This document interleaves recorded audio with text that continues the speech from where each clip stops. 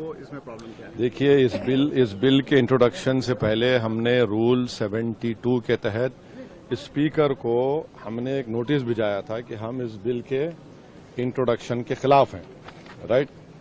और हमारा मानना यह है कि ये जो बिल है आर्टिकल 14, 15 और 25 का उसके प्रिंसिपल्स का वायलेशन करता है।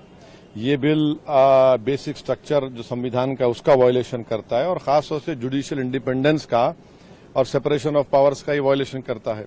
अब इसमें सबसे अहम बात यह है कि जो वक्फ बाय यूजर का सेक्शन 3RI है उसको ये कह रहे हैं कि वक्फ बाय यूजर को हम निकाल देंगे। कैसे निकालेंगे, क्यों निकालेंगे? आप इसलिए निकालेंगे ताकि आप जितने मस्जिदों पर RSS का दावा है वो छीनना चाह रहे हैं, आप जितने दरगाहों पर राइट विंग हिंदुत्व ऑर्गेनाइजेशन का दावा है, जैसा अपने मुंबई में हाजी मलंग की दरगाह है, छीनना चाह रहे।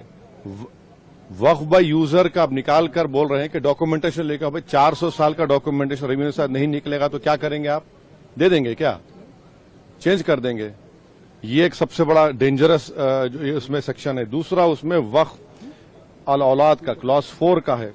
देखिए, भारत में जो कानून है ना वो किसी को रोकता नहीं है कि वो अपनी प्रॉपर्टी को विल के जरिए डिस्पोज करे या किसी को गिफ्ट दे। तो वही कोई मुसलमान अगर अपनी औलाद के लिए ऑफ कर रहा है तो इनके पेट में दर्द क्यों हो रहा है?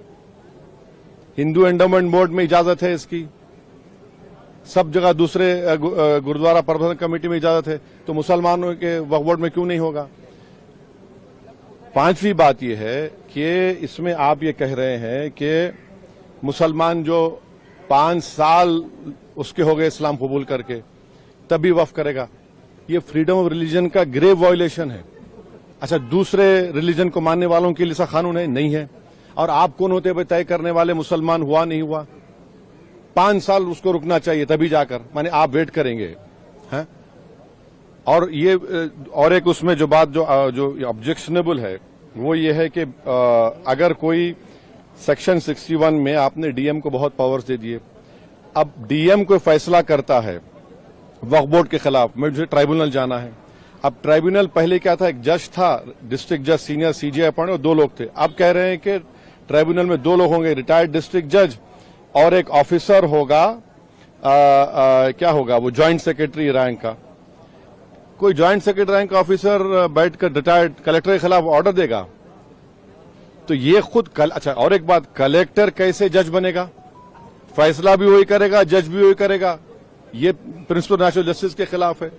तो इसमें कई सेक्शंस हैं जो खतरनाक है, कई जो वक्फ बोर्ड के फेवर में नहीं है, वक्फ को खत्म करना चाहते हैं। तो सरकार की दलील ये है कि सब दलील झूठी है। जो कि वक्फ बोर्ड एक वो जो बोल रहे हैं ना, वो गांव डिक्लेयर कौन किया वो बताएं देश को। वो गांव डिक्लेयर अगर हुआ है तो वक्फ बोर्ड पे नहीं बोलने पे नहीं हुआ है, इसलिए हुआ है कि सर्वे कमिश्नर की रिपोर्ट आई, उसके बाद गजीट इशू हुआ, और गजीट के लिए 1 साल का टाइम मुसलमानों के लिए, नॉन मुस्लिम के लिए कभी भी टाइम है। आप उसको ऑब्जेक्ट करिए ना। हैदराबाद में भी ऐसे के प्रॉपर्टीज थे जिनको गजीट के बाद भी कोर्ट ने ओवररूल किया।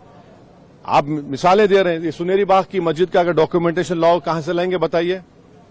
मेरे पास तो मंत्र शंतर नहीं है कि 200 साल पुराने के मरने वालों की रूहों को बुलाकर मंत्री जी के पास ले जाऊं कि देखो ये रूह है और ये कह रही कि वक्फ है। ये क्या बात कर रहे हैं? तो ये लेजिस्लेशन नहीं है वक्फ को बुलडोज करके खत्म करने का, मुसलमान इजाजत लूटने का है। को गया है, आप लोग विरोध कर रहे थे, आपको लगता है कि जेपीसी से ये अभी इतना जल्दी बोलना गलत होगा। जेपीसी का भी स्पीकर साहब उसको बनाएंगे, क्या होगा देखते हैं। वीडियो देखने के लिए धन्यवाद। लाइक करें, शेयर करें और हमारे चैनल खासदार टाइम्स को सब्सक्राइब करें तथा रोज नए अपडेट्स के लिए बेल आइकॉन को प्रेस करना ना भूलें। साथ ही देश और दुनिया की ताजा तरीन और स्थानिक खबरों के लिए हमारे वेबसाइट www.khasdartimes.com पर विजिट करें। धन्यवाद।